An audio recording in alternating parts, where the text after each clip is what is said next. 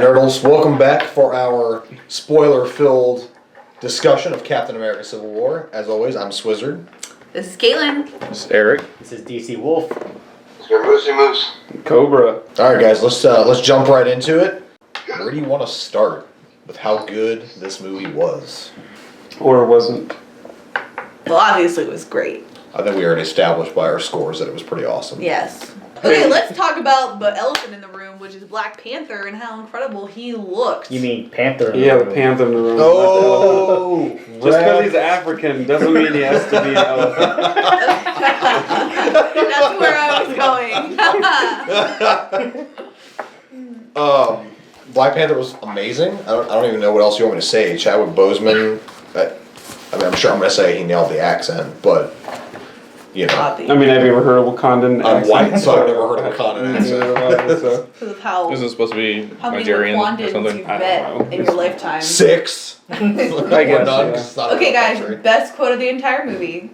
When Falcon and Captain America are sitting in the back of the car, and they're like, So you like cats? Yes. I about died at like, that scene. Honestly, Yes! one of my, I don't know if it's a quote, but one of my favorite moments just talking was Captain America and Spider-Man talking about what borough of New York they're from. That was a good one. I just Yeah. really liked how that felt. I don't know. Yeah. It's funny because, Spider-Man's wearing a mask, but it was like insta-bond, you know what I mean? Like, it was interesting because as they were beating the shit out of each other, they were bonding at the same time as they were fighting, so it was... It felt very real and like cozy and comforting in this. I also appreciated pretty much every quip that came out of Spider-Man's mouth and Tony Stark's eye rolls in response to them. And then I also love the fact that when Spider-Man is easily fighting Falcon and Winter Soldier, Falcon says, "You haven't been in too many fights before, do you? There's usually not this much talking." And he's like, "Oh, okay," and then he just keeps talking. He just literally doesn't care. Yeah, that's what I love about Spider-Man's humor. It just doesn't feel forced. It's coming out of like a sense of insecurity, and he doesn't know what he's doing. And it's more of a defense mechanism, like. All right, so it's that awkward teenager. It's part of his fighting style. Of all the Spider-Man movies, this is the first one I felt like this is how he sounds in the comic. This is how it felt in the comic when I read it. Props to the writers. Yeah. Yeah, definitely. They did an excellent job. I think not only writing Spider-Man's lines, but also writing him into the movie, so it didn't feel like, and unfortunately, I hate to do this, but it's the inevitable comparison, so it doesn't feel ham-fisted like in Batman vs. Superman when Wonder Woman is given these digital files that have the perfectly beautiful Photoshopped superhero logos that shouldn't even exist at this point. And then she's going through and watching the stock security footage of each thing. Unlike that, it felt pretty organic. I thought the reasoning they had for why Tony Stark was going to recruit him made sense. And to that point, you had brought up, you wish there was more mention of like maybe Daredevil or Jessica Jones. Yeah. I had, read some comments online from people saying that, well, why didn't they bring like Daredevil in instead of Spider-Man? The reason being, if if they're looking at their opponents, and Iron Man's like, we need some muscle. He needed a ringer. Daredevil's like, okay, great. Yes, Daredevil can fight, right? He can fight great. He doesn't have super strength. He doesn't have super speed. He can't necessarily tangle with Cap and Winter Soldier. What is he gonna do against Giant Man? Right. I mean, Ant-Man shrinks down a little explosive truck and throws it, and Cap makes it huge and it blows up. Daredevil can't do anything against that. You just be like, oh, my ears are Jessica- bleeding the whole time. Yeah, Jessica Jones. Jessica Jones could have held her own a little bit. Yeah. A little bit. Yes. But yeah, There's always yes. Jessica Jones and Luke Cage. of course, Luke Cage. But nothing like, and nothing to the level of Spider-Man easily grabbing Winter Soldier's punch and being like, whoa, your arm is so cool. Like, Yeah, that's true. So he needed, like you said... Which when you needed a saw ringer. just how strong he was and how powerful he was with that arm, it just kind of showed you just how strong Spider-Man is. Yeah. Also, Without making him cocky about it. Yeah. Also, my opinion goes to the fact that, like in the comic Civil War, when, Iron Man sees Spider-Man as a potential Iron Man eventually one day. So he's like, of all the people we just named, who's Iron Man going to pick, Yeah, Spider-Man, because the tech, the genius, tech guy, even the quips, all of it is very Iron Man-esque. Even at the end with the light, you could tell that was Iron Man-esque. Yeah. Spider-Man. That's what I love about the whole Peter Parker, Tony Stark dynamic. It's like, it feels like a mentor sort of thing. Yeah, and I think that'll work out well. You told me before the movie came out that you would not be happy if Iron Man made his suit. How do you feel about it now? Spider-Man suit. What I said was, if they were going with that as sort of the Iron Spider suit, I actually have no problem with it, the way they did it in the movie. I like the fact that he was, like, impressed with his tech, but he's like, but you don't have any resources, you need an upgrade. Here's an upgrade. And actually, I really liked the explanation, the eyes. Mm-hmm. A lot of people complained when they saw that trailer, you know, why are Spider-Man's eyes narrowing? That doesn't make any sense. You know, it's just a mask, blah, blah, blah. Except they do explain in the movie that he made these sort of goggles to help him focus in and dial out all the extra all his noise, if you will. Yeah, all his senses are 11, and he just needs to tone it down. Yeah. So I thought He's only 6 months into having his powers. He hasn't figured it out yet, and I thought they made that very clear. That was really cool. Yeah. Yeah, I thought that was pretty cool. Can we please mention the hot as hell Aunt May that we have going on in this movie? I know, right? I don't know if I really Oh. agreed. Curious case of Benjamin Like, Button. what? I thought it was Hello too- there. Yeah, I saw that. She's too young to me. It was a little strange because I felt like, I mean, you know, it would depend on the family dynamic. It wasn't what I was expecting, but I thought that it was kind of an interesting way. Again, they're trying to change this up. They don't want to play the same. Yeah, at the same Spider-Man time, I story just and never everything. envisioned Aunt May as a character that Iron Man will hit on, which is exactly what we got. Deadpool's hit on her before. Yeah. So that's Of Deadpool. course. Mixed, I'm not going to judge all of Aunt May until I see her in the Spider-Man movie. Right. You know, 2 scenes, whatever. Was she a little young looking? Sure. But it's Marissa Tomei. I think it's hard to make her look old. Even though she is, I don't know if anybody knows her exact age, but I think she's like late 40s, early 50s. I feel like that's a From more Agents of realistic S.H.I.E.L.D.. age for like a aunt for like a young teenager. And I think that's where they're going with it. You and I talked about this earlier, Eric, is that Because Spider-Man's so young. Spider-Man's so young. He's 15, basically, is what they're going with. And Kevin Feige stated publicly they want to make 9 Spider-Man movies, and that's not including his appearances in any other movies that they might use. So most likely she's no older than 35 or something like that. Yeah, I'm not really sure. Here, I'll look it up while we're talking about everything else. But I don't know. I didn't have too much of a problem with it, I guess, because they're going younger overall with the Spider-Man stuff. But I do agree with you. I would have pictured more like Sally Field from the Amazing Spider-Man movies, like younger than what they did in the Raimi movies, which was much closer to the comic. Right. But you know, with the gray and the hair to sort of delineate, like, yeah, she's on the older side. You know. Gotta admit, like the original Amazing Spider-Man with Aunt May being like 80 years old, and then Peter Parker was like still in high school. It's like, wow, how old was his Do you mom? mean great Yeah. aunt? Right. Yeah, and I think that's why they did it, because, you know, realistically, Peter's parents would have been 40s, 50s, maybe at the oldest, Right. with him being 15. So they were like, it doesn't seem to make much sense for Aunt May to be Aunt May, as opposed to like great Aunt May Right. if she's like 80 years old. Yeah, why did it have to be her older sister? I mean, they never did play it, you know, it could be her younger sister. Of Yeah, course, so I you know? think Marvel's taking a little bit of liberty, but I don't necessarily think it's a bad thing. No, I think that with this Spider-Man, it brings. I like that it has like a younger side of him, and he's saying all these like millennial type things. I liked it. I thought that was fun. In the movie, did they really actually? I mean, didn't he call her just May at one point? Make more on the lines of. He did, actually, in the May, after just credit May. sequence, he called her May. Yeah, thanks, May. Yeah. So I don't know how I feel about the millennial thing. Like that to me, I just think of Miles Morales or something when you say that. And this is just me personally, I'm a huge Spider-Man fan. I've read almost like every comic he's got. I personally never really liked Spider-Man when he was in that teenage period. I like his stories much better when he's sort of done with high school.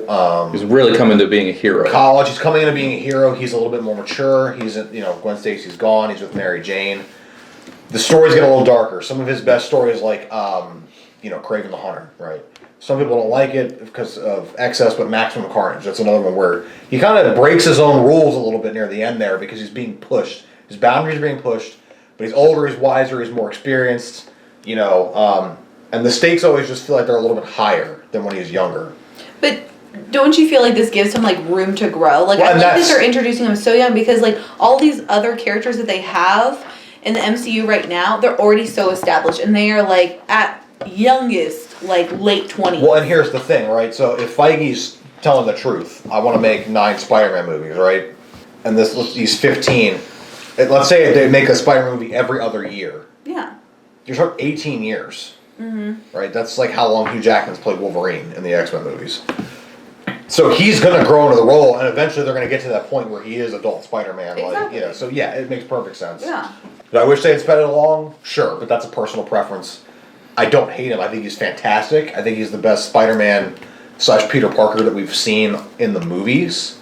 No disrespect to Andrew Garfield or Tobey Maguire. They all have their strengths and weaknesses, but Tom Holland and the writers for these movies and Marvel in general completely nailed it. Yeah, the writers nailed it. It's just like diverse. I feel like it just is an extra step of like diversity that they need, and I like that he's a little bit younger. And it's got to feel good, I think, for Marvel to have their marquee character back and getting really positive feedback that he was one of the best things about the movie. Yeah. That said, that was important for them because they had to sort of, by getting him back, they had to show Sony up. But like, this is how you're supposed to do it. That said, I still feel like, to me, Black Panther was the best new thing. I absolutely agree with you. Because he had a character arc. I mean, he was the one who won in the end. He was the only one. He let go of his anger, and he actually brought the bad guy in, and he's the only one who actually completed their mission, as it were, in the whole movie. And it was nice to see that they didn't just I thought the reasoning for why he's jumping into the whole mess in the first place, I want revenge for him killing my father. Absolutely, valid reason. But I like the fact that they let him grow even within that movie. Yeah. And didn't leave it with he's a one note, he just wants revenge kind of guy. And you know what? When we do get the standalone, we need so much less origin because of that. We'll be able to go right into a movie. I think they'll be able to do a positive way, the way Batman vs Superman handled Bruce Wayne's parents' death. Right. It was quick. It was montagey. To some degree, I think they'll be able to do that in the somewhere in the Panther movie as a flashback or whatever. This is sort of how the powers come about. This is how the particular warrior takes up the mantle of the maybe Panther. We'll see his father. Yeah. I was hoping. I mean, I don't know if they'll do this because that means Captain America would have to acknowledge it in this when he saw Panther, but in the comic books, Captain America has fought along T'Chaka before. When back in World War II era, he actually teamed up with T'Chaka in a few he went over there and fought T'Chaka, and I think he ended up teaming up for something small. But so he would have remembered him when he saw at least a younger one or something like that. Yeah, I was wondering if they were going to go that Acknowledge route too. that, yeah. But nope. He also fought alongside Wolverine. Wolverine as well. Yep. So This is a whole new spin-off, guys. yeah. Again, I just bounced around, but yeah, as I said, are you gonna? Marissa Tomei is 51 years old, just for the record. Okay. Damn, she looks good. She is Italian or something. Yeah. Again, I said my favorite thing about the Black Panther is just how they introduced him. I mean, because did I talk to you about this yet? I don't know. Yeah, you talked to me about it. The very first thing you see of Black Panther is because when Bucky's running across the rooftop, the camera shows his shadow. And you see Black Panther's shadow come up behind him. That's the first thing you see, and I love that they did that. And then like a panther. Yeah, just shadow first, then man. You know what I mean? And I like that. And I thought his introduction as T'Challa was really strong too at the Sokovia Accord Summit, and it's so brief, but Chadwick Boseman did such a fantastic job with, and unfortunately I don't know the name of the actor who played the father. Not Denzel Washington. Yes, not Denzel Washington. Unfortunately. So we'll call him for now. Not Denzel Washington. But between T'Challa and T'Chaka, that whole sequence, it's hard to in a movie or even anything you're writing to build a bond that quickly and show the respect and admiration and the love that a father and son would have, but they really nailed that. Yeah, they did. I really liked the scene actually where they're talking with Black Widow, and yes, I just liked the way that looked, and I felt like it was a very, I don't know, a connecting scene to this is why we're here, just talking about everything. It felt very natural and it really tied the whole scene together for me personally.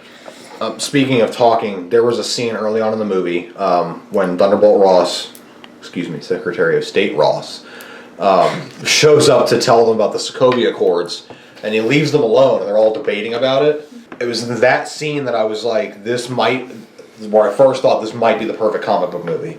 And the reason I felt that way is because the banter was so good, and the chemistry between all of the actors in the room was so good. I literally felt like I was watching something that would have been pulled from a comic book where the Avengers were just chilling in the Avengers Mansion, having a debate about something.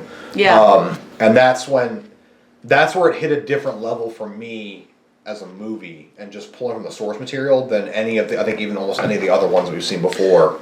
Yeah, I just realized now that I think one of the things I like the most about this movie is this is one of the first movies that, despite being very much a comic book movie and not feeling like it could be something else completely, it was amazing. Like, the writing was amazing, the directing was amazing, and it could stand alone, but it's still just totally just a superhero movie and has all that fun and cool. I don't know, just nailed it on all the aspects. Mm-hmm. Speaking of source material, how do you feel that they did with making War Machine like the Goliath of this movie? I mean, who here y'all read the Goliath? Yeah. Yeah. Did you read the source? Other giant. Did you all too? Did you all know about it? The source material. Basically, during the first initial big fight in the comic books between Captain America's team and Iron Man's team, Fake Thor shows up. Yeah, they pulled a clone of Thor. Iron Man's team pulled up a clone of Thor, and basically he went quote unquote haywire and basically one-shotted Goliath. Yeah, He was basically a giant man of them, and he killed him. And that's what caused a lot of people to turn sides at that point. Like that made Black Panther in the comic up to that point was neutral in the whole thing. But when Goliath dies, he sides with Captain America. Yep, and that's when Spider-Man switched sides from Iron Man to Cap, and that's when the Thing and I think. And then that's when Iron Man gets desperate and he goes in and gets the Thunderbolts. Yeah, Invisible Woman leaves Iron Man's side, which was a big deal because Mr. Fantastic was still on Iron Man's side. She left to go to Captain America's side, and I think Human Torch went to Thing or one of the two. Yeah, what? Said what a whore. Yeah, and then there was people that basically people from Captain America were like, oh, these people are serious. Maybe we should go over there if they're willing to kill. And then people on the Iron Man side was like, we weren't willing to kill. You know, I didn't know we were supposed to kill. I don't like this. So they switched sides. So obviously War Machine was sort of the hard tugger, you know, because obviously he got taken out. Mind you, he didn't get killed, but he got taken out, you know, and obviously that was an issue too. So I thought for sure he was going to die in the movie. Me too. I'm really happy that because he fell that freaking far. Yeah. Watching him fly through the air like a rag doll, but I'm happy they didn't kill him off. Yeah. I liked that they kept him alive, and I love Don Cheadle. It would be interesting to see what they do with the character from here on out, and see if how he. It was also a cool nod. I thought. Sorry, I didn't mean to interrupt you, but I thought it was a cool nod to disabled veterans. Oh, absolutely! Yeah, I felt that. Yeah. That's why, in some ways, it's fitting that how many flights he did, right? And that was a really we talked about emotion the whole time. That was another really emotional moment. I remember here in the audience react to him hitting the ground like that. Yeah, you know, here. I don't know if it happened. When there was an audible when we heard people reacting to him hitting because it's like that. They did a really good job going back inside the suit, and there's nothing. All you can see is those little eye slits, and he knows he's falling. And just again, good editing, good sound editing, good sound mixing, all levels. They're hitting this on this movie. I would like to see real how they use Tony Stark's technology with his team throughout. So obviously he already made the Spider-Man suit. I want to see what they do with War Machine now, you know, that he's paralyzed. Like, you know, how are they gonna make him a new suit? Like, what character is he gonna become? Mantis. You know, and how they're gonna work together. I feel like technology is going to be really big on that side of the team in the upcoming stint in the comics where he was a cyborg or something. Yeah, you know, he had a suit. Didn't he have like another suit on him or something like that? I think so. Like he had like a skin tight suit. Wasn't that during the Extremis stuff? I think so. Maybe. I can't remember. I know I just said it, but anybody here remember Mantis when they were kids? Yes. Mantis? Okay. All I could think of is the Metal Gear version. So. I was just thinking Mantis. Caitlin, you may not know. Do you know about the Mantis? No. Basically, he's a superhero, but he's paralyzed from the waist down, and he puts on a suit. Yeah, I know. I was thinking different character. He's paralyzed from the waist down, and basically when he puts on the suit, he can move and run and all that stuff, so he can fight crime.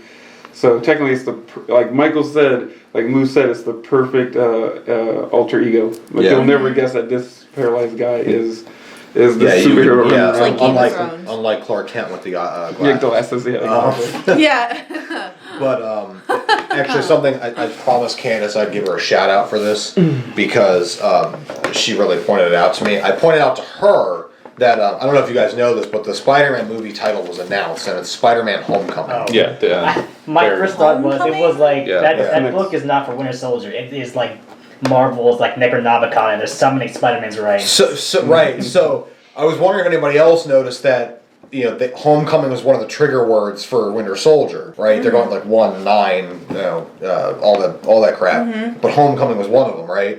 And then Freight Train.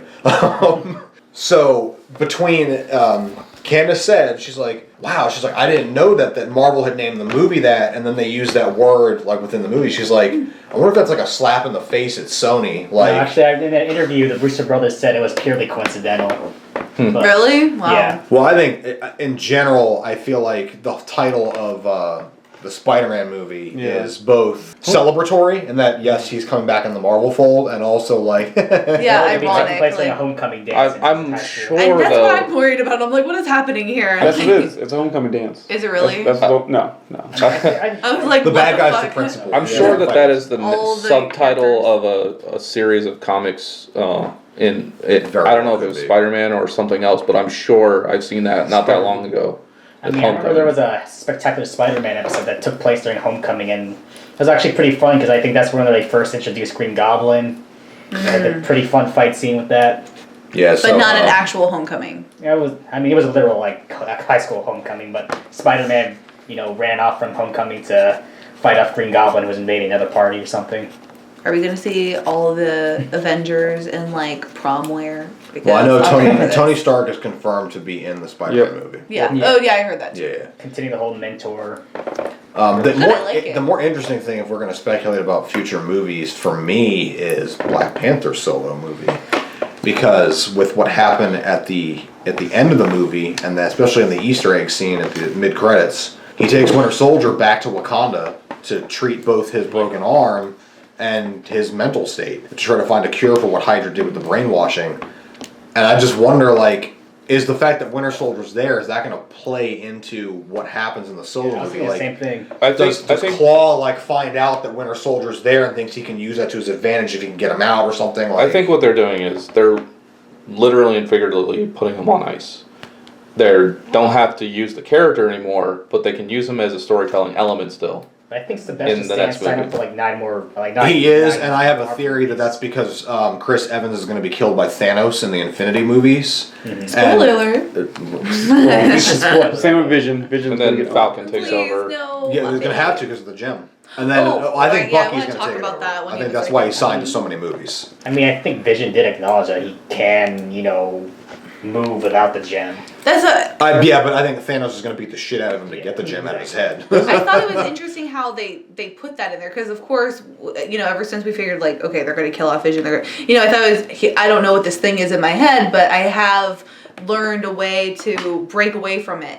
I liked that they put that in there. Like I was really impressed with that. That honestly, the interactions between Vision and Scarlet Witch were a really great part of the movie because they really built that relationship. That was all the foreshadowing too. Yeah, and it also helped humanize Vision a lot. Oh, absolutely. I thought it was interesting too that he was wearing like clothes. And Yeah. then, there's the scene early on where Cat and Scarlet Witch are talking, and he comes through faces the into wall. and he's like, "But the door was open." Yeah. And she's like, "No, you can't walk through walls, man. Like, come on." It really reminded me of Dr. Manhattan or something. Like Yeah. Yeah. I felt like Vision and Scarlet Witch had more of a father-daughter relationship than, I don't know. It's a little awkward because Vision doesn't quite sure, I think, how to express that, like, hey, I dig you, except for making the weird Going- Want to paprika be thing. inside. Going back to Vision's jewel, because in the comic book his jewel is red, so maybe there is a chance he could figure out another jewel, or in the future, so he won't actually be killed off. So who knows? So maybe that will be his costume change from one jewel to more another. of a Ooh. symbolic jewel. Yeah, exactly. So Yeah. Scarlet Witch is his jewel. And I don't think that they'll kill him, but, well, you're right. Lois Lane of Superman's world. For me, besides Captain America, Ant-Man's still the show for me. I'm sorry. Oh, Ant-Man yeah. number one. Ant-Man was pretty fantastic. The giant. Conscience. I haven't spoken in a while. We haven't spoken. All that was gold. All that was gold with Yeah. Tony Stark. Like, is something in my suit? Who's talking? It's your conscience. We haven't spoken in a while. Which was actually a harkening back to a Disney movie. Yeah, that's what I was thinking. And I just- Jiminy Cricket. Pinocchio? No. There's another movie. Did I miss a Disney reference? Oh my god. I'll see more. I gotta come back to Alright, it. think about it. I'm gonna think about it. I can But picture it, but I can't remember exactly. I have to what go it back was. to what you were saying, maybe in our first review, about the acting, because Paul Rudd, right? Yeah. His acting was great. At the little screen time he had, you didn't forget about his character at all because he's. Like I said, it's like he rolled right out of his last movie and was in this one and just rolled out the car when he's asleep and stuff, you know, and it was like in character, perfect. Thanks for thanking of me. Yeah. And to that point, I felt the same exact way about Hawkeye. I felt like despite the lack of screen time, like just like Paul Rudd and Ant-Man, they didn't have a ton. It was one of the strongest performances for Jeremy Renner. And it gave the character a lot of backbone and showed how fearless he is when he takes on Vision. Knowing that basically he's totally outmatched, but he does it anyway. You were saying that he took the role of someone else. Yes, yeah. So in Iron Fist / Daredevil. Yeah, in the comics, Iron Fist / Daredevil basically has it out with Stark when he gets brought into the Negative Zone prison, and he calls him out and he calls him a traitor and he throws the pieces of silver at him. They don't quite go to that extent in the movie. But a lot of the other sort of undertone of that exchange is there when Stark first walks into the raft. And Hawkeye's mocking him, which gives some of the humor that they were lacking for Hawkeye. You know, he had a lot more of that, which is good because his character's a little witty and, you know, ridiculous. But yeah, he sort of took on that role with them not having Iron Fist or Daredevil to do it, or even the Punisher. Because at one point I think even Castle kind of does the same thing. Right. He's just there to basically point out, like, you know, good job, you locked us heroes up in a prison cell just like we're supervillains. Yeah.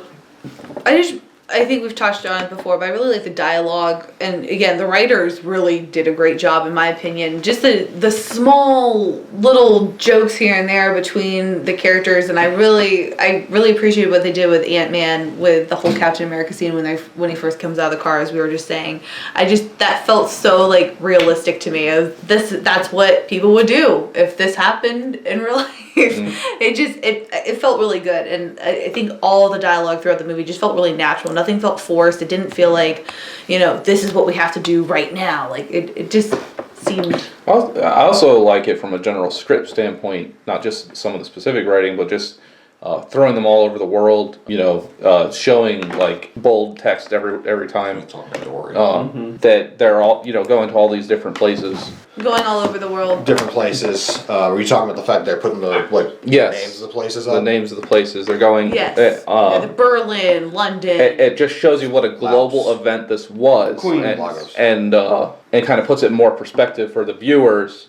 It kind of gave you a little bit more of a political feel, and there's some underlying context there too. There definitely is, and you know, I mean, they're throwing the United Nations into it, and an accord that they're passionate to control the heroes. So yeah, you can't help but have the political undertone, because again, you're talking about in some ways terrorist acts that are basically then being blamed on the Avengers, you know, who are just responding to it in a lot of ways, like what happens at the beginning with Crossbones. Yeah, it's not really the Avengers' fault that, you know, the villain decided to bring a bomb strapped to himself to blow up. I mean, he was going after a biological weapon. And he was going after a biological weapon, you know, they had to stop him, just unfortunately. Yeah, that was a nice callback to the original like Civil War opening. Yeah. Explosion. And how literal the idea is that the Avengers affect, you know, a king in Wakanda and a 15-year-old kid in Queens. I mean, it's all walks of life that have been affected by former what's going criminal on. in Ant-Man, you know, former U.S. Air Force pilot, Rhodey. I mean, it's it really does connect everything. The billionaire, everybody's connected in it. Which makes it so by real. the way, the "It's Your Conscience We Haven't Spoken in a While" thing, Finding Nemo. Marlon says it to Dory at one point. Oh, thank you, Sean. So that's what it was. It was a Finding Nemo reference when he does that. I love it. Good job. Thanks. Good job. So, question: did anyone have specific problems with the movie? Like maybe just really minor. Biggest problem. My biggest single problem with the movie, Zemo. Yep. I loved Zemo. Mine too. With what they did in the movie, he was the most emotionally complex villain they've had. But he maybe wasn't. even more than Loki, but he was not the Zemo from He's the not comics. Zemo. He wasn't Zemo. He is He's someone not- else. Yeah. He's someone else, and I'm saying like they could have I used a felt like it different would have been name. more effective. He was just some random nobody. This is not the first time that they've taken a character and been like, we're gonna make our own. Here's the thing. I would have been okay with all the changes they made. Turning him into a Sokovia intelligence agent who's on a death squad. Fine, cool, whatever. Your father was a Nazi. Let's go with that one. Okay, let's say that's where it started. The part I did not like was where he's basically disavowing Hydra. Yeah, he's killing Hydra agents. He's to killing get Hydra information. agents like, you can kill Hydra agents all you can want if you're the head of Hydra. Like, whatever. No one's going to question you because, well, they were bad. They didn't do what you told them, so I killed them. But disavowing it made it so that they couldn't even play ambiguity so that when he comes back in another movie, because spoiler alert, he didn't die like all the other villains have, that he could be the head of Hydra. You know, I don't know. In Agents of S.H.I.E.L.D., they did that whole sequence where they took down a bunch of Hydra facilities. Yeah, then they claimed that they killed them all in Agents of Yeah. S.H.I.E.L.D., that they actually destroyed Hydra. I was like, It's like, yeah, that's not gonna happen. And I actually chuckled and I was like, no, you didn't. This is before I saw the movie. Baron Zemo's out there. You didn't destroy Hydra. And then I go in the movie and they're like, he's like, I hate Hydra. And I'm like, what? Yeah. It wasn't. Like I said, that's just not Zemo. Like I said, I was always hoping, look forward to. Mind you, this is minor, but I was looking forward to, like I said, a sword versus shield fight. Like I was expecting to see a uber, hand-to-hand combat, villain. But mind you, there's a lot of Yeah, and he ended up being more of a like psyops villain. Like he was messing with their psychology. He was a supporting character. He was the wrench, in the gear, You literally could have replaced him with the video that he shows. That all of it was just sidetracked to bring him to that one video. to that video and show him. That literally could have replaced his character technically. The one thing I thought that was really strong at the end, you talked about how Black Panther's really the only hero who actually did his freaking job in the movie and stopped the bad guy. That scene was really powerful between the two of them too, because it wasn't a fight scene. Zemo knows that they're coming for him at this point. He keeps listening to that voicemail over and over again. And he basically talked him to the point where then he could capture him. And I thought it was interesting because it shows the depth of Panther as a hero versus some of the other ones that probably would just run up and punch him in the back of the head and call it even. But it also, they were linked in a way because both characters were driven by revenge, right, throughout the whole movie. The difference was, like Panther even says to him, is that Zemo let the revenge consume him. Yeah. To the point where there was no coming back from it. Whereas Panther's like, I've had to settle that demon, so to speak. And I thought that was great because that was really good interplay between the hero and a villain, in a way that, with except for maybe like Thor and Loki, that you haven't seen in the Marvel universe. Right. And Thor and Loki don't freaking count because they're brothers. Yeah. Step brothers with the way Marvel did it, but Yeah. And the fact that Black Panther actually takes his helmet off, yes. I like that because it does make him a real person. Like he's not just some hero that's above everything else. And Like, he's trying to be they a more obviously they did personal- it for the technical reason of you want to see the emotion in Right. Chadwick Boseman's face when Yes. he's talking to him. But I think you're right. It also gives them the effective ability to have that human connection with Zemo. Yeah. The thing is, that was one of those times where I didn't feel like, oh, they're just taking off, stuff for screen time, FaceTime. I felt like if was this was serving the the comic, story. it would have done it the same way. Yes, Yeah. exactly. He took it off to talk to him, not to be there. Yeah. When Black Panther's holding him, like when he's about to shoot stop him himself, from killing himself? That picture was totally could have been from a comic book. I could see it being drawn in front of me. Like it was perfect. That scene was one of the few scenes where you look at it and you're like, that scene was perfect. It was absolutely perfect in every way, in every aspect. And it gave you another level beyond just this is this comic book movie with superheroes and they all beat each other up. Yeah. And then sometimes the villain shows up and mucks things up, That's why I like what they did with Black Panther. Like they allow his character to progress from like I want revenge to like there's more to heroics than just wanting revenge, and with that we get to see a full-fledged like Black Panther in a solo movie. Yeah.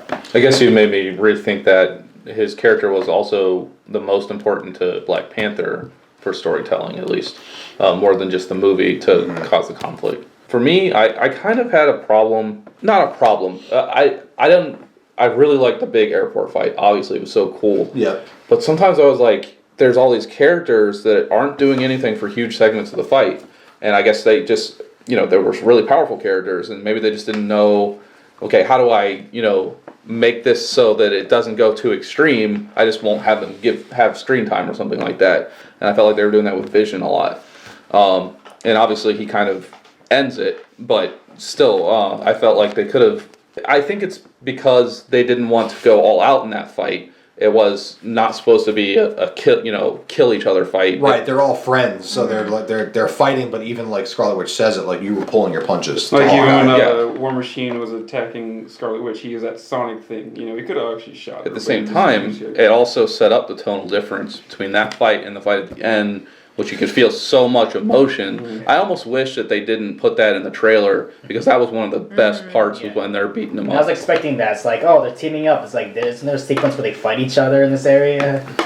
Yeah, that was unfortunate that you kind of saw too much of that in the trailer.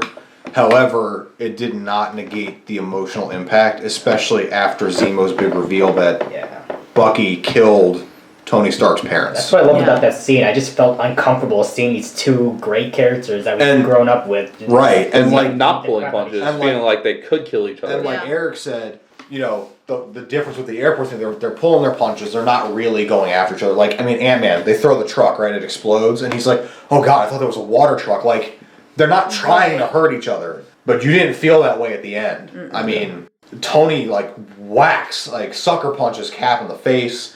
They're going back and forth. It's vicious. He closes the silo on him. Yeah. Breaks the Winter Soldier's arm. And honestly, I figured they probably wouldn't, because in the meta, you know that Robert Downey Jr. is coming back for the other Avengers movies and then Spider-Man.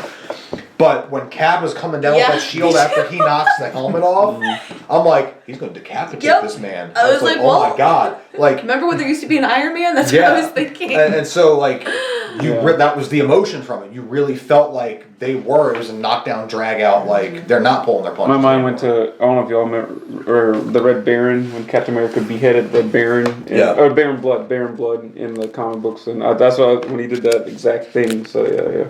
That's what I was imagining. Yeah, but going back to the fight, I mean, you can definitely tell that Tony Stark was out for blood. Like, he tried to point blank shoot Bucky in the face with a missile, but of course Cap hits him with the shield. And did you notice the infamous, the colors, Iron Man charge, and Captain America blocking? By the way, it happened in the first Avengers. I don't care what y'all said. He tried to kill him in the Avengers. Just remember, that's exactly what happened. I really liked the cinematography at the end of that scene. Sorry to kind of interrupt you there, but I loved at the end when you see Captain America's shield like on the lower right hand part of the screen, and then you see Iron Man's face mask thing on the up, and I was just like, that's really where you feel like this is the Avengers being dissolved in front of us. Like, this is the Avengers end of what we know, and think, that felt really. I kind of wonder if like that letter that he writes to Iron Man is enough for him to get his shield back. I think Bitch, please. The thing is, in the comic, like, Cap went through a period where he quit as Captain America in the 80s. He was the captain, right? He gets that like black and red uniform, and then that's where like U.S. Agent eventually comes in as the other Captain America, and then he goes crazy and all that shit. But see, I think with him being in Wakanda, I think Panther's gonna give him a shield. Well, I think Panther's gonna. Well, actually, in my mind, I didn't think of it to now. Where you just said he's affected. He has that mountain of vibranium there. Yeah. I was thinking that he'll give Captain America that energy shield. Remember how he had energy shield for a little bit? Has one. Oh, that's great, Kevin. Colson does, yes, on the show. So I thought it would be like like a throwback to that one little part where he has that energy shield. And eventually gets the other shield back. So that'd be a great. Yeah, that's really. I can see them doing it based on technology and all that stuff. Yeah. So, Mike, did you have anything you didn't like about the movie? Didn't like. Even if it's just minor? You were the first person to say 10 out of 10 shells, so. Oh, I was also mad that they killed Crossbones. No, the guy, it's ironic, like, the Crossbones the guy who killed Cap in the comics, and in this movie, Cap's still alive and Crossbones dead. Yeah. Tossed them away. But you did give it a 10. I did. I liked everything. Let's. As you and I said, we're unanimous for saying that Martin Freeman's character sort of. He was almost pointless. Like, you could have replaced him with just have Sharon Carter do everything he did. Like, there's no. I feel like they're just setting up this character for Black Panther because I think he's supposed to be like that political escort for the Wakandans. That's true. It broadens the scope of how many non-superhero characters are involved in the story. That's a good That's point. what it's That's broadening. a good point. And trying to just put a face on And it. hopefully, I like Martin Freeman, so hopefully he's got a bigger role in the movie with Black Panther or something. And like that. Doctor Strange. And Doctor Strange. Because of Benedict Cumberbatch. Exactly. Yes, I'm so ready for another Sherlock Sherlock Watson. Holmes. He's also Wong. Bilbo and Smaug. Yeah. Who's Wong? Who's Wong? Mark Freeman, yeah, he's one. Yeah, out of nowhere. Yes. Why not? Why not? Yeah, because they haven't gotten enough crap for casting Tilda Swinton as the Yeah. Asian Hey, one. I'm Asian, so I give it a go. All right, why don't we do the inevitable comparison that everyone's going to cringe about? How did you guys feel about this as compared to Batman vs Superman, the other big superhero blockbuster of the summer? In my opinion, hands down, this is a way better movie in every single way possible. Unfortunately, because I am Team DC mostly, but I feel like they just did a really great thing with how they did the characters, and I mean, just across the board, they're almost uncomparable in my opinion. I agree. I think it's Eric. You said it best. It's lackluster. Batman vs Superman was lackluster, whereas this is pretty phenomenal, and I think it's unfortunate for DC in a way because Marvel has that advantage of having an 8-year head start. And this movie is the culmination of their payoff from their long-form storytelling, where you've had Iron Man's been in this is the 6th movie he's been in now, I think. Yeah. It's 3 of his own plus 2. Yeah, talk about 15 hours of storytelling at least. Right. You have all this time with the character. He goes through the PTSD episode after the Avengers. They follow up with that in Iron Man 3. And then he recovers from that. You have Age of Ultron, the fallout from all these different movies. And, I mean, unfortunately for DC, too, is that comparison to all the destruction, right? So, like, in Batman vs. Superman, they really talk about all the destruction of Man of Steel that just felt like Superman didn't give a shit, which was out of character because he would have found a way to save all these people and not destroy the city, right? So they made a big emphasis on that. And then right at the end of the movie, they destroyed the city in the Doomsday fight. Now, they went out of their way to talk about how it's the financial district. Nobody's there. It's after 5 o'clock. Okay, so you killed, 30 janitors, and that's okay? I know. Whereas Marvel has consistently already been bringing up the consequences of the recklessness of the superheroes. Yes.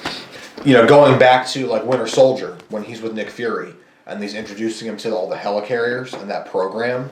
He and Cap have that argument about why it's needed. And Nick Fury's like, when there's a guy who can walk outside and blow up the local grocery store or whatever he says exactly, we need this program. Like, they've been setting up everything for what happened to Captain America with the collateral damage forever. One thing I will say is that in this movie specifically, I noticed, like what you were saying, how, this X amount of people died in Sokovia and this many people died in New York, whatever. But in my opinion, comparatively speaking, if this happened in real life, whatever, a few thousand people died, but look at how many people were saved by the Avengers. Right. I think that if this were to happen, I could see it maybe not playing as much an important role in the lives lost because the lives saved were so great. We had an alien attack in New York. You stopped an alien attack. Yeah, think about how awful that would have been had they just run rampant. You wrecked Hell's Kitchen, but you saved the planet. Yeah. Yeah, there's been, and again, it's kind of unfair to Batman or Superman. There's only been like one movie really outside of Man of Steel. Right. They've already saved the planet multiple times. That it kind of it gives Cap's. But you can do even small straight comparisons. Like there's a big moment in Batman vs Superman with the explosion. Everyone dies. Superman didn't fail to save anyone. And there's a big explosion in Marvel, which is a total huge catalyst for the movie, and felt more so. Like a lot more so. Like they used it better. There's what was it? 12 people I think they said died in the blast at the beginning of the movie. Yeah. And there's this huge fallout. Like there's UN accords that they're pushing on them. Yeah. Congress blows up and Superman flies away. Right. No big deal. That's cool. And what we talked about. Batman vs Superman brought up a lot of philosophical discussion, like possibilities, but I think they explored it less than the few topics that they wanted to do in this film with Civil War. Yeah, we were talking about that earlier. They just didn't execute it as well as they did with Civil War. Like the stuff that they were bringing up in Civil War was well executed, it was well written. Batman vs Superman, there was a lot of talking, but it just didn't. It didn't amount to it. You brought up the concepts, you didn't complete them at the end. Yeah. At the end, Superman is still dead, and you didn't actually. I don't know. It just felt really incomplete. If it was like Batman vs Superman Part 1, like, and there was a second one, then maybe you could talk about that. But that's not that's not the case. And that was the problem with the pacing of that one is you have that whole really long beginning, and at the end, all of a sudden you're rushed and Superman's dead. Haha, they're all friends, and then in 5 minutes Superman's dead, and you're just like, what? And Clark Kent's dead. Page 10. Right. The other thing I thought that was really interesting in both movies, the genesis of the heroes fighting, in some ways, is manipulated by a bad guy, right? Because you've got Lex manipulating Superman and Batman, and then you've got Zemo manipulating the Avengers and Civil War. And the really sad part is, there are all sorts of problems that we have with Zemo from how they changed his character. But in my opinion, Zemo seems much smarter and does a much better job setting the Avengers up to fight and tear each other apart than Luthor does with Batman and Superman. That's a really good point. I think that, it's... And some of that is the simple fault of, again, not having enough movies to really set up Batman and Superman in that universe against each other. But it's also, the reasoning just felt so stupid when they got to the end and he's like, I captured your mom, now you have to fight Batman. Yeah. This is Superman. He can't just fly in there and rescue his mother. Yeah, he can hear her heartbeat from across the planet, so... Right. There's no scene in Civil War where it feels like that. You know, like everything feels like it belongs there. And it's like, throughout Batman vs Superman, like they all kind of know that Lex is a douchebag. Like, Batman's kind of onto him, Wonder Woman's onto him. In Civil War, they have no freaking clue about Zemo until they realize, wait a minute. They start to figure it out later on. Another direct comparison. Zemo, we didn't exactly like that he wasn't Zemo, but we liked his role as an intellectual villain. Lex wasn't Lex. They said he was Lex's son. Didn't change the fact that we didn't really like him as a villain. So I think that your hero's only as good as a villain. Right. In this case, Marvel killed it in comparison. Yeah.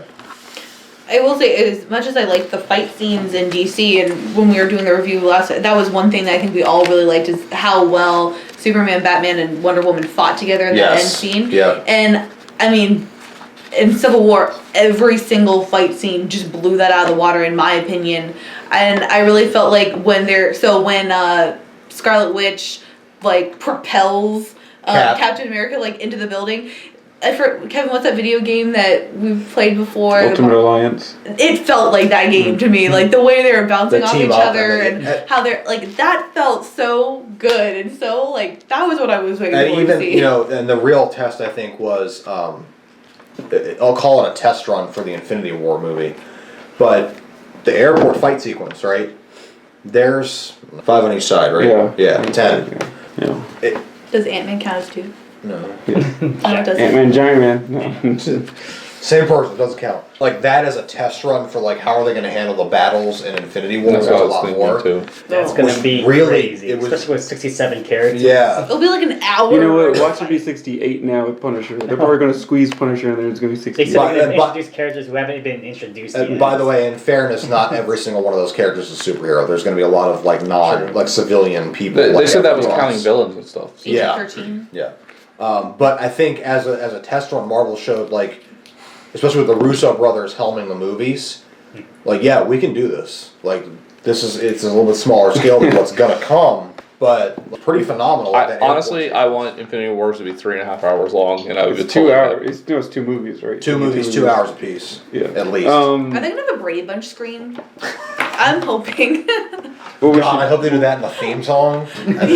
Based on what how Joss Whedon said that he basically wrecked his life to do Ultron, Avengers and Ultron. I kind of want to see a picture of the Russo brothers before they did Winter Soldier, and then after they're done with both of them. What, it's a president type feel where they're gray and basically wrinkled and depressed. Well, because they're gonna Joss Whedon, they're gonna have to be the people that are you can't do that with that character because it's not gonna work for this. Yeah. In conjunction with Kevin Feige also having the master plan of how we're gonna do everything. And how many movies between now and then, right? And a lot. I was actually looking at the schedule. There's 6 movies. There's there's 5 movies before the next Avengers movie. And my again, gosh. trying to pull if they really are pulling for the next Netflix people, and et cetera, et cetera. So, and trying to squeeze them all into one fight scene against one guy.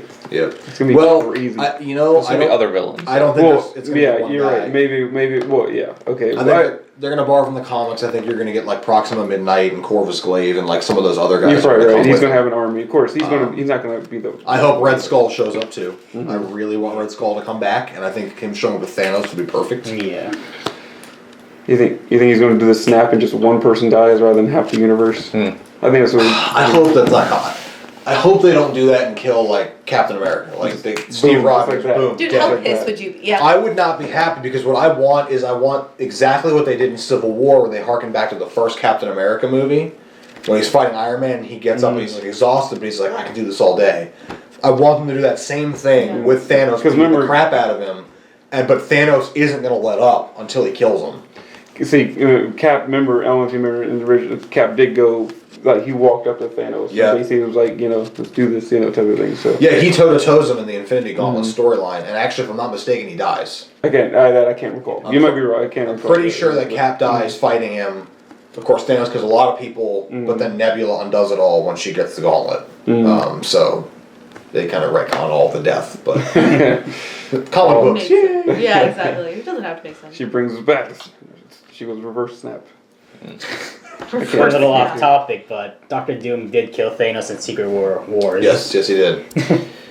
Oh, Doctor Doom. Didn't he have the Beyonder's power? Yes, he would. Okay, so well, still, it's Doctor Doom. Yeah, I mean, he wrecked Galactus Yeah, but too still, because of that. I mean, yeah. Doctor Doom just cheats. I hope they threw Squirrel I mean, Girl Batman in here always somewhere. cheats. I mean, that's how he always Isn't wins. she getting a show or something? she's a mutant, so who knows? And Fox may have her rights. Who knows? Well, that's stupid, but they should do something with her anyway. We have Avengers 4 versus Galactus. I don't know if you guys heard this rumor. I think Kevin, you and I talked about this before, where there's a whole thing with the contract regarding Fantastic Four. It has to do with the comics, like the comic. Yeah, has they to have get to be print, active. right? So of course Marvel killed the Fantastic Four comics. The last Fantastic Four movie bombed. Yeah. That's saying it nicely. Yeah.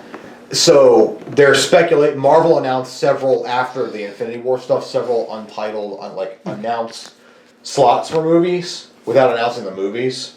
People are speculating because of the time frame that one of those could be a Fantastic Four movie under Marvel's control. I think they should save it up for Phase 4. See, Well, okay. Phase 3, they're breaking up. Phase 3's over, done, new stories. He's saying Phase 4 because it's Fantastic Four. I got Oh, you. I wasn't even thinking No, about that's what that. you were thinking. Maybe they're waiting But- to see like the Spider-Man though, But because that's my thought is if they do get Fantastic Four back, Galactus or Doctor Doom, you have two of your really big villains that you could use to anchor in another entire set of movies around. Look, we're not even acknowledging that the Fantastic Four is already in this, okay? Okay, in the first Fantastic Four movie, Stan Lee was Wally, the God, here we mailman. go. He okay? was the mailman. And so what I think is he got tired of being a postman. He quit his job and started working at FedEx, and that's where he is in this I one. thought that was Stanley's supposed to be the Watcher. Well, maybe for sure. That's, Watch. I don't think the union would let him do that. Okay, the union of post office workers. Is you don't know very strong. FedEx. You don't know. To let him quit? Yeah, they would. Just saying. Can't So get it is fired. official. It is Fantastic Four is a part I of like the that theory. Marvel We're going studio. with Now we it. can do the original Sin love- storyline. I love the Stanley. Stan Lee's a art. Watu. Let's do this. Yeah, that's that thing. Watcher of the world or something. Yeah, the Watcher watching the Watchmen. Yeah. Okay. Okay. So team captain or team Stark? It's tough because I get where Stark's coming from. I got Cap's name of personal liberty. It is a tough call. I think Team Cap, because I think his concerns are valid. Like, the thing that's really bothersome, especially if you've known anybody in the military, they'll tell you the same thing. When they're talking about the Sokovia Accords, they're like, oh yeah, you would get your orders from this UN council, and you can't do anything but what the orders say. Whether you agree with it or not. That's problematic and troubling from the standpoint of, well, I get in the field and meet the realities going on in front of me, and fucking Red Skull's conquering the planet with Thanos and everybody else, but you're like, don't engage. We're gonna do diplomacy. Yeah, Thanos doesn't give a crap about diplomacy. Right. Like that I think is the reason why I side with Cap on that, because there's no field flexibility for the decisions that get made by that council, and that's a problem for the soldiers, if you will, that are fighting.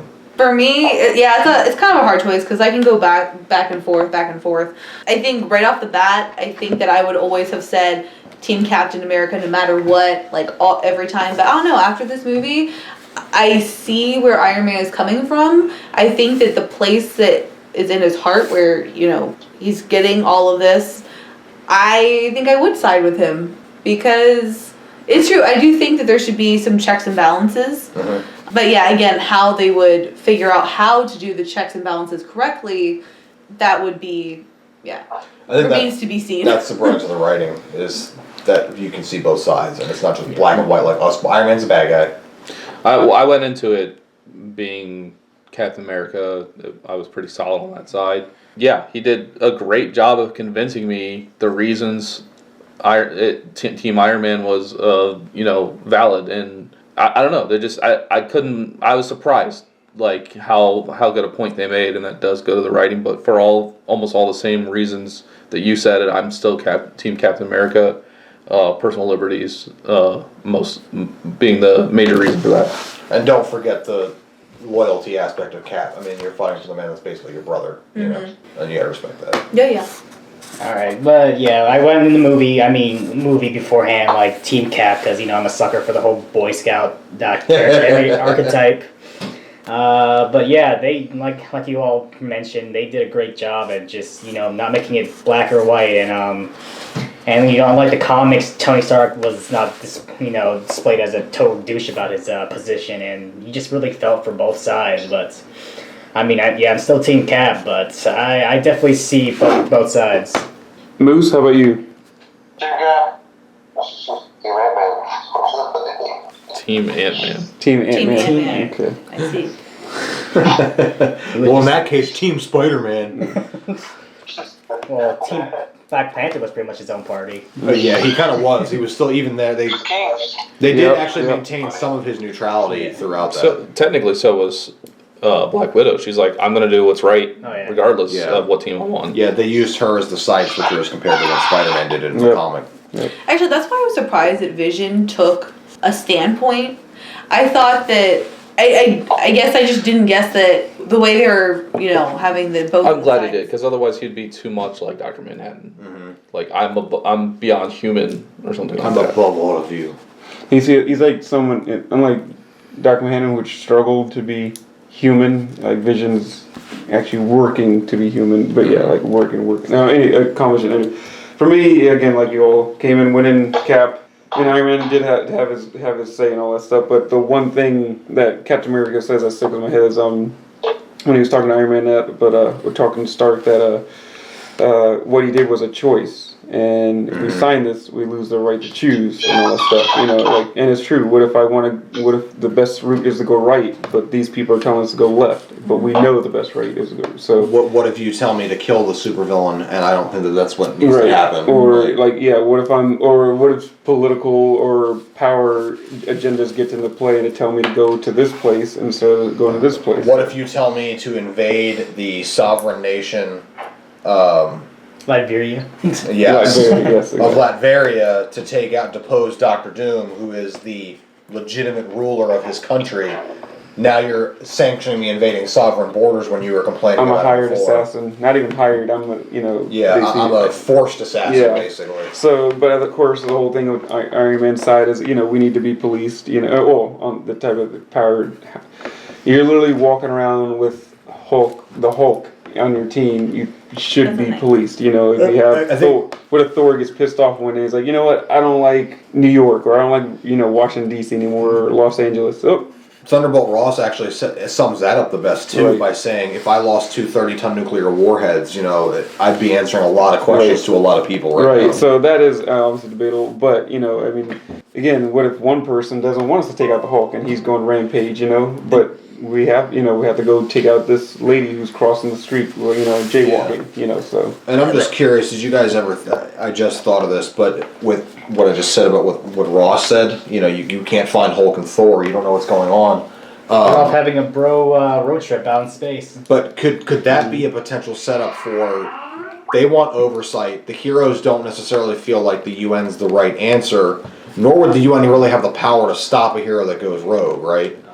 It's kind of like Batman's thing with the Justice League in that one storyline where he's got prep for every member of the Justice League in case something goes wrong. I feel like they may be setting up the Illuminati, try to take that role of policing the heroes, and then they would send Hulk away because he's too dangerous. He's technically away anyway, so. But he'll come back, Yeah. you know. That's interesting. Yeah, that's an interesting point that you brought up. I didn't think about Well, that. they have so much content that they can pull from. They could just be purposely leaving it open so that if they want to do that, they can. Yeah. So. But yeah, I'm Team Cap. That's me. I liked the part where Iron Man is talking at the school, and then the woman comes up to him, and I feel like that scene really does demonstrate. I mean, anybody who was put in Iron Man's spot at that time, you know, I blame you for killing my son. What else would you do? I mean, if that was anybody, Even Captain America would be hard pressed. I think if he had been confronted. That's a big. Who didn't read Civil War? That's a big nod to the story It is. because that's exactly what happened after the whole school explosion. The lady came up to Stark and confronted him about the fact that this happened. Funny little fact, that woman is also supposed to be a villain in the Cage series. Really? what? Yep, she's two different characters in MCU. Oh yeah, she's Yeah. the one that people. No, Wow. there's someone. Alfie Woodard. Yeah. But yeah, I felt like that part was so human and so real that's what kind of got Yeah. me to feel the other way. Because again, I went in, I was like, oh, hands down for sure, Team Cap. Like so much of the movie. Yeah. But yeah, I really felt like, you know, that's good enough reason for me. Like, you're killing innocent people and it sucks. So, sum it all up. It's fantastic. I think we all thought it was a fantastic movie. Strong in the writing, visuals, everything overall. It was a great superhero movie, but it was also a great movie in general. And we all gave it 9 Between Shells. 9 and 10 shells out of 10. out of 10. So, thanks, Nerdles, for listening and geek out.